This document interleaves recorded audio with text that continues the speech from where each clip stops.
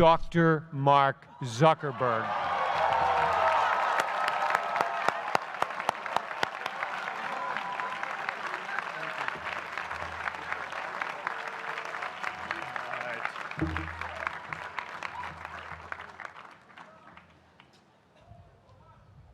I love this place.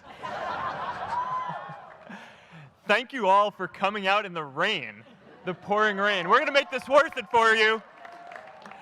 President Faust, Board of Overseers, faculty, friends, alumni, proud parents, members of the ad board, and graduates of the greatest university in the world,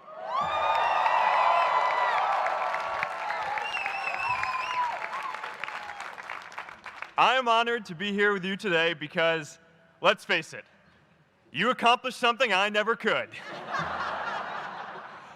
If I get through this speech today, it'll be the first time I actually finish something here at Harvard. Class of 2017, congratulations.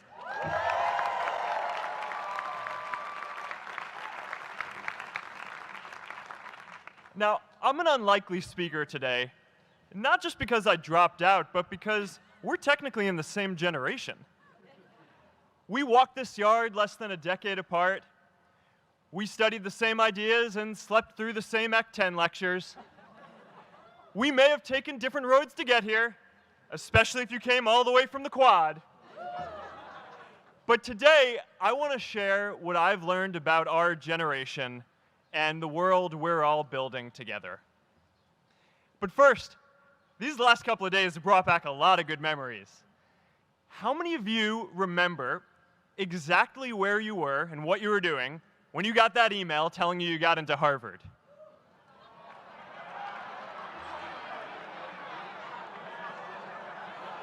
I was playing the video game Civilization, and I ran downstairs and got my dad, and for some reason, his first reaction was to video me opening the email.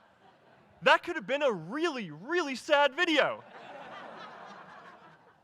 But I swear, getting into Harvard is the thing my parents are most proud of me for.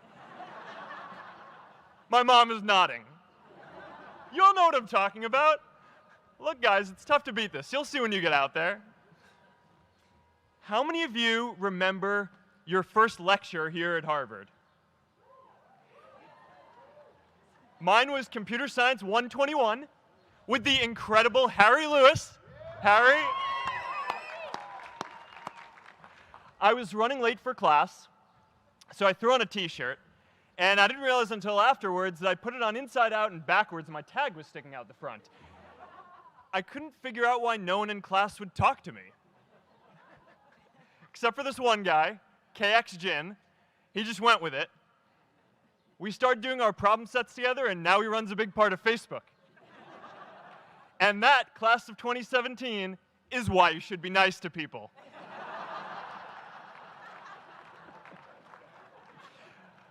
But my best memory from Harvard is meeting Priscilla.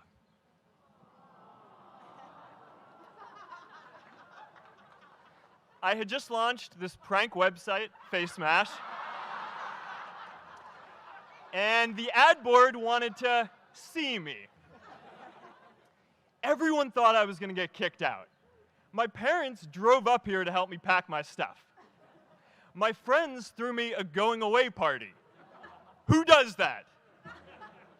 As luck would have it, Priscilla was at that party with her friends, and we met in line for the bathroom in the Foho Bell Tower, and in what must be one of the all-time most romantic lines, I turned to her and said, "I'm getting kicked out in 3 days, so we need to go on a date quickly." Actually, any of you graduating today can use that line. I'm getting kicked out today. We need to go on a date fast. I didn't end up getting kicked out. I did that to myself.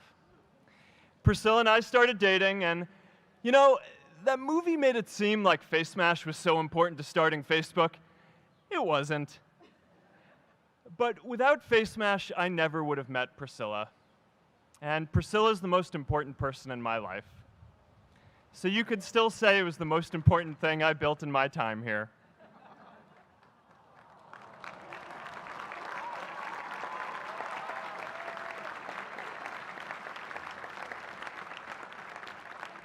We have all started lifelong friendships here, and some of us even families.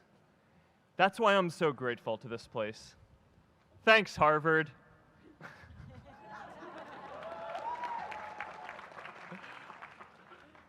Today, I want to talk about purpose. But I'm not here to give you the standard commencement about finding your purpose. We're millennials. We try to do that instinctively. Instead, I'm here to tell you that finding your purpose isn't enough. The challenge for our generation is to create a world where everyone has a sense of purpose.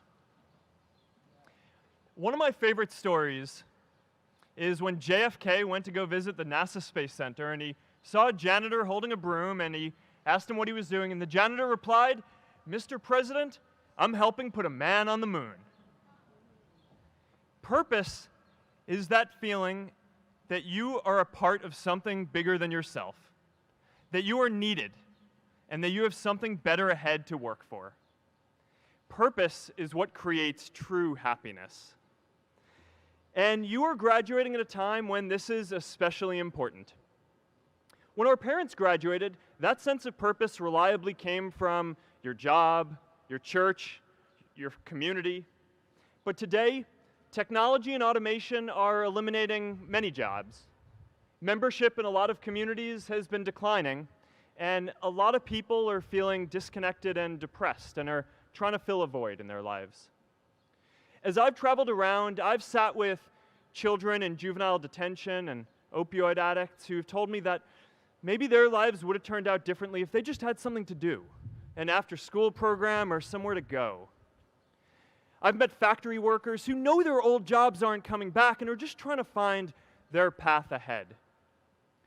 For our society to keep moving forward, we have a generational challenge to not only create new jobs, but create a renewed sense of purpose. I remember that night I launched Facebook from that little dorm in Kirkland House.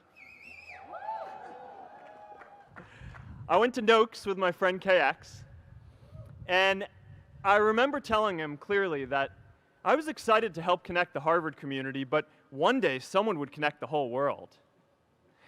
The thing is, it never even occurred to me that that someone might be us. We were just college kids. We didn't know anything about that. There were all these great big technology companies with all these resources, and I just assumed one of them would do it. But this idea was so clear to us that all people want to connect. So we just kept working on it, day after day after day. And I know that a lot of you are going to have your own stories just like this. A change in the world that seems so clear that you are sure someone else is going to do it. But they're not. You will. But it's not enough to have that purpose yourself. You also have to create a sense of purpose for others. And I found that out the hard way. You see, my hope was never to build a company. I wanted to have an impact. And as all these people started joining us, I just assumed that that's what they wanted to do too. So I never took the time to explain what it was that I hoped we'd build. A couple years in, some big companies wanted to buy us. I didn't want to sell. I wanted to see if we could connect more people. And we were building the first version of Newsfeed at the time, and I thought, if we could just launch this, it could change how we all learn about the world. Nearly everyone else wanted to sell. Without a sense of higher purpose, this was their startup dream come true, and it tore our company apart. After one particularly tense argument, one of my close advisors told me if I didn't agree to sell the company right now, I would regret that decision for the rest of my life. Relationships were so frayed that within a year or so, every single person on our management team was gone. That was my hardest time leading Facebook. I believed in what we were doing, but I felt alone. And worse, it was my fault. I wondered if I was just wrong, an imposter, a 22-year-old kid who had no idea how things actually worked. Now, years later, I understand that is how things work when there's no sense of higher purpose. So it's up to all of us to create it so we can all keep moving forward together. And today, I want to talk about 3 ways that we can create a world where everyone has a sense of purpose. By taking on big, meaningful projects together. By redefining equality so everyone has the freedom to pursue their purpose. And by building community all across the world. So first, let's take on big, meaningful projects. Our generation is going to have to deal with tens of millions of jobs replaced by automation like self-driving cars and trucks. But we have the potential to do so much more than that. Every generation has its defining works. More than 300,000 people worked to put that man on the moon, including that janitor. Millions of volunteers immunized children around the world against polio, and millions of more people built the Hoover Dam and other great projects. And now it's our generation's turn to do great things. Now I know, maybe you're thinking, I don't know how to build a dam. I don't know how to get 1 million people involved in anything. Well, let me tell you a secret. No one does when they begin. Ideas don't come out fully formed. They only become clear as you work on them. You just have to get started. If I had to know everything about connecting people before I got started, I never would have built Facebook. Movies and pop culture just get this all wrong. The idea of a single eureka moment is a dangerous lie. It makes us feel inadequate because we feel like we haven't had ours yet. And it prevents people with seeds of good ideas from ever getting started in the first place. Oh, and you know what else movies get wrong about innovation? No one writes math formulas on glass, okay? All right? That's not a thing, okay?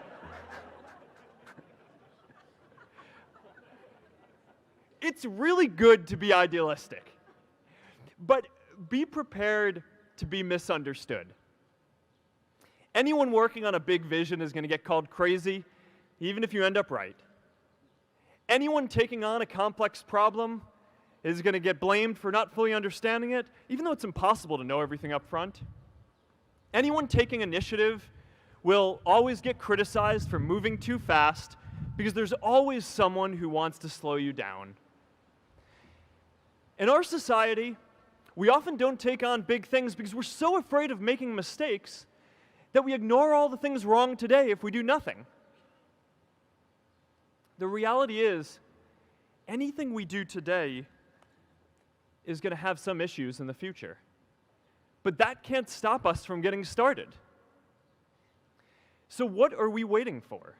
It is time for our generation-defining great works.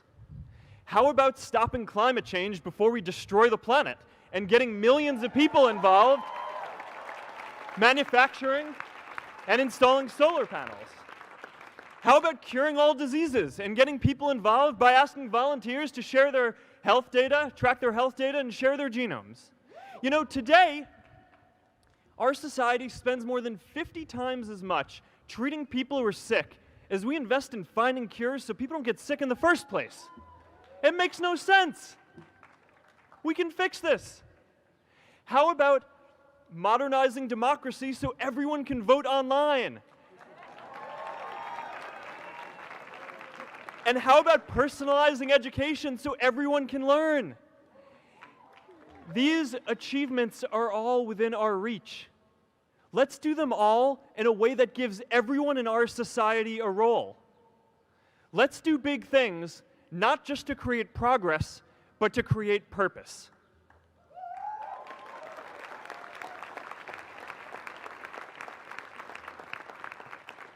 So taking on big, meaningful projects together is the first thing we can do to create a world where everyone has a sense of purpose.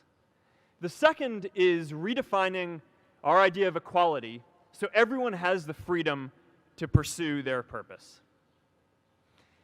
Now, many of our parents had stable jobs throughout their careers, but in our generation, we're all a little entrepreneurial, whether we're starting our own projects or finding our role in another one. And, that's great, because our culture of entrepreneurship is how we create so much progress. An entrepreneurial culture thrives when it is easy to try lots of new ideas. Facebook wasn't the first thing I built. I also built chat systems and games, study tools and music players, and I'm not alone. J.K. Rowling got rejected 12 times before she finally wrote and published Harry Potter. Even Beyoncé had to make hundreds of songs to get Halo. The greatest successes come from having the freedom to fail.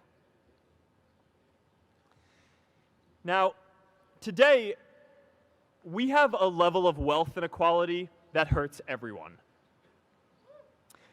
When you don't have the freedom to take your idea and turn it into a historic enterprise, we all lose. And right now, today, our society is way over-indexed on rewarding people when they're successful, and we don't do nearly enough to make sure that everyone can take lots of different shots. Now, let's face it. There is something wrong with our system when I can leave here and make billions of dollars in 10 years, while millions of students can't even afford to pay off their loans, let alone start a business.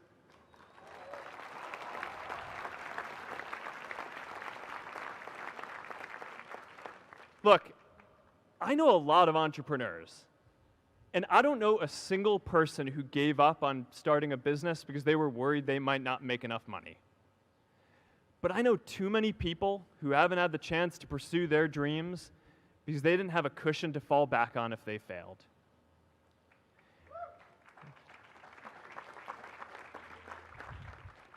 We all know you don't get successful just by having a good idea or working hard. You get successful by being lucky too.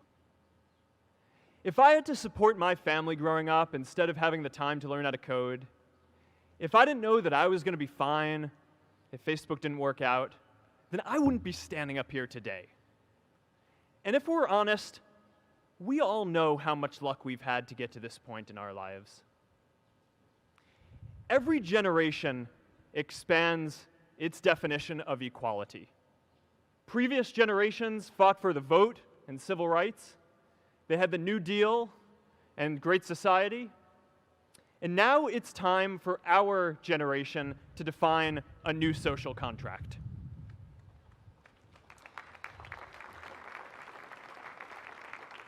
We should have a society that measures progress not just by economic metrics like GDP, but by how many of us have a role we find meaningful.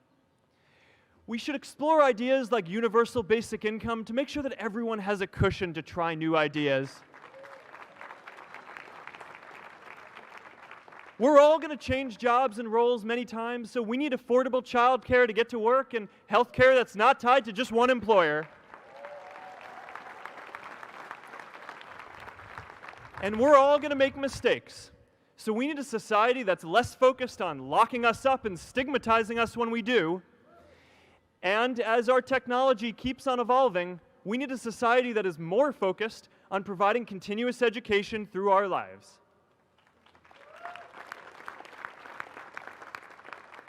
And yes, giving everyone the freedom to pursue purpose isn't going to be free. People like me should pay for it. And a lot of you are going to do really well, and you should too.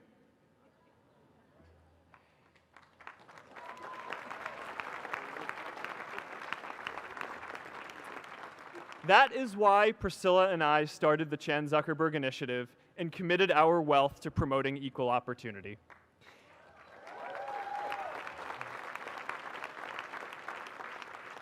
These are the values of our whole generation. It was never a question of if we were going to do this. The only question was when. Millennials are already one of the most charitable generations in history. In just 1 year, more than 3 in 4 US millennials donated to charity, and more than 7 in 10 raised money for another one. But it's not just about giving money. You can also give time. And I promise you, if you just take an hour or two a week, that's all it takes to give someone a hand and help them reach their potential. Now, maybe you're thinking, that's a lot of time. I'm not sure if I have that much time. I used to think that. You know, when Priscilla graduated from Harvard, she became a teacher.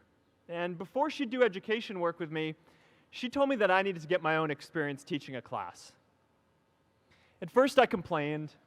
I said, you know, I'm kind of busy. I'm running this company. But she insisted. So I taught an after-school program at the local Boys and Girls Club on entrepreneurship. I taught those kids lessons on product development and marketing, and they taught me what it was like growing up feeling targeted for your race, and what it's like having a family member in prison. I shared stories of my time in school, and they shared their hope that one day they would get to go to college too. For 5 years, I've had dinner with those students every month. One of them even threw Priscilla and me our first baby shower. And next year, they're going to college. Every one of them, first generation in their families. We can all make time to give someone a hand. Let's give everyone the freedom to pursue purpose, not just because it's the right thing to do, but because when more people can turn their dreams into something great, we are all better for it.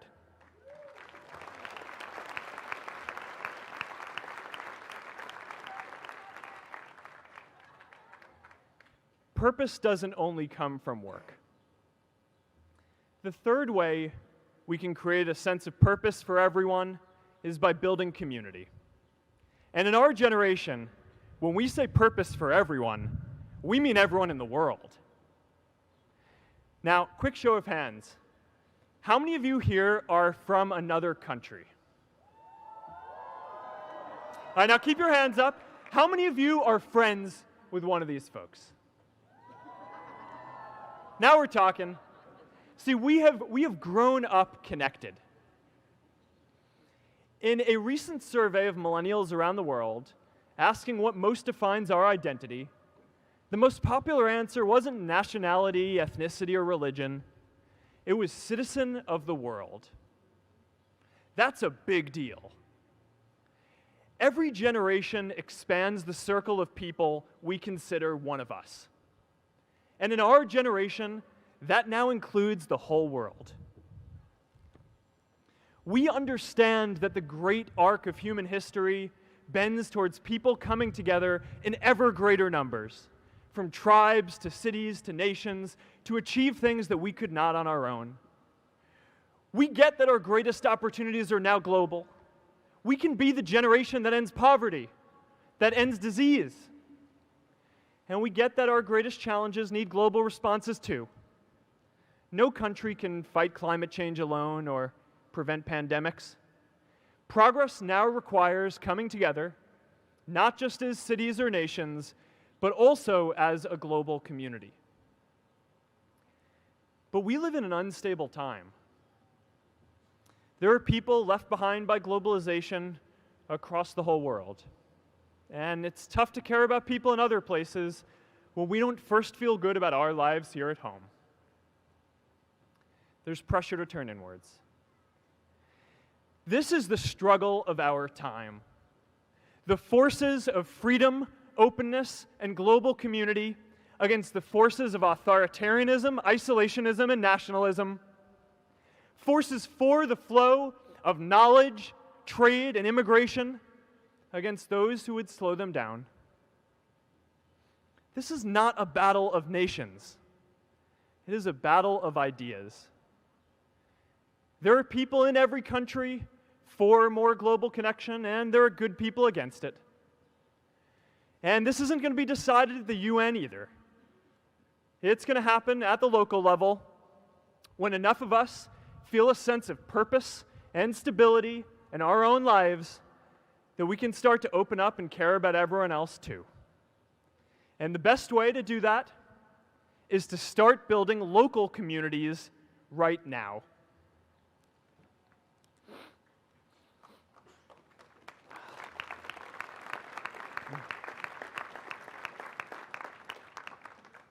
We all get a lot of meaning from our communities. Who here's from Elliott House? How about Lowell? I know you guys found community because you literally live right on top of each other. And Mather? I'll just leave that there. Whether our communities are houses or sports teams, churches or a cappella groups, they give us that sense that we are a part of something bigger, that we are not alone. They give us the strength to expand our horizons. And that's why it's so striking that over the past few decades, membership in all kinds of communities has declined by as much as 1/4. That's a lot of people who now need to find a sense of purpose somewhere else. But I know that we can rebuild these communities and start new ones because many of you already are. I met Agnes Agoye, who's graduating today. Agnes, where are you?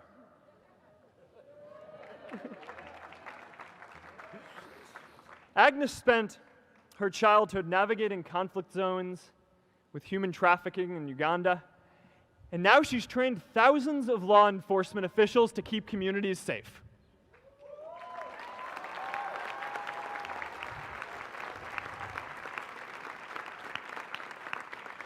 I met Kayla Oakley and Neha Jain, who are graduating today too. Stand up, guys. Kayla and Neha started a nonprofit that connects people suffering from chronic illnesses with people in their communities who are willing to help out.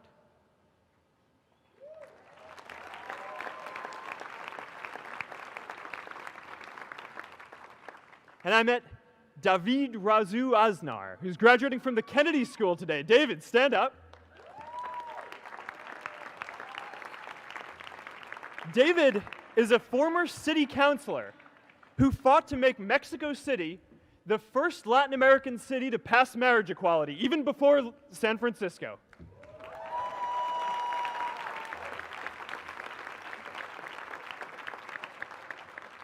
And this is my story too. A student in a dorm, connecting one community at a time and keeping at it until one day we can connect the whole world. Change starts local. Even global change starts small with people like us. In our generation, the struggle of whether we connect more, whether we achieve our greatest opportunities, comes down to this: your ability to build communities and create a world where every single person has a sense of purpose.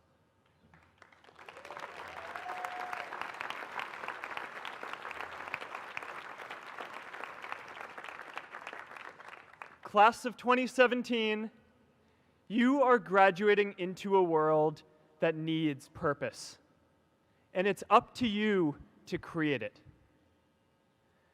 Now, maybe you're asking yourself, can I really do this? Well, remember when I told you about that class I taught at the Boys and Girls Club?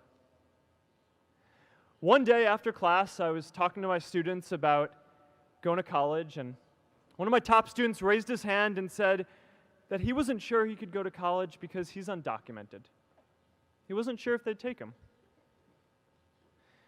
Last year, I took him out to breakfast for his birthday, and I wanted to get him a gift, so I asked him what he wanted, and he just started talking about struggles that he saw other students in his class facing, and finally said, "You know, I'd really just like a book on social justice."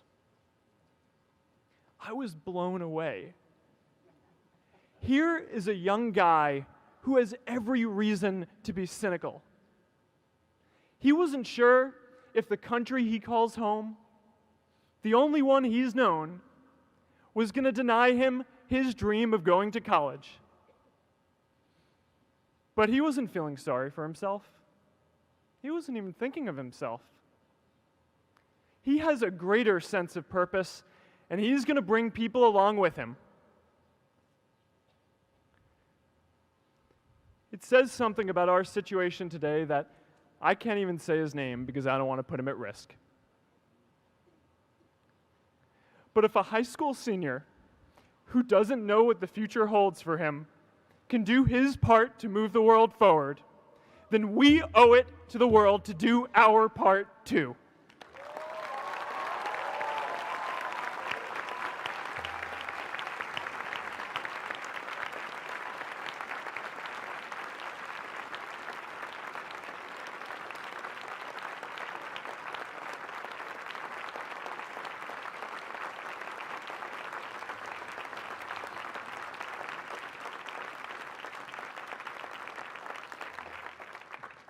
So before you walk out those gates one last time, and as we sit here in front of Memorial Church, I'm reminded of a prayer, menyerah, that I say whenever I face a big challenge, that I sing to my daughter, thinking of her future when I tuck her in at night.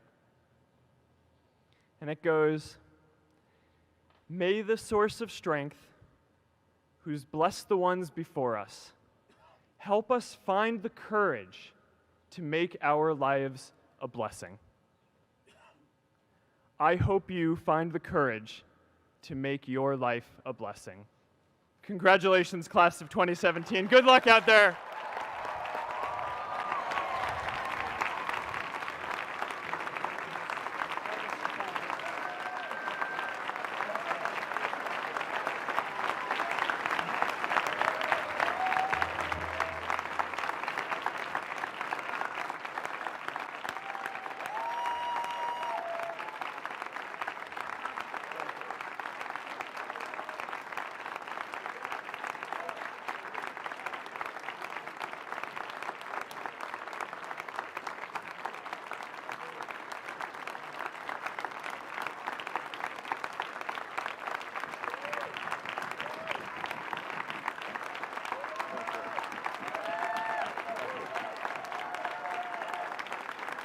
Thank you.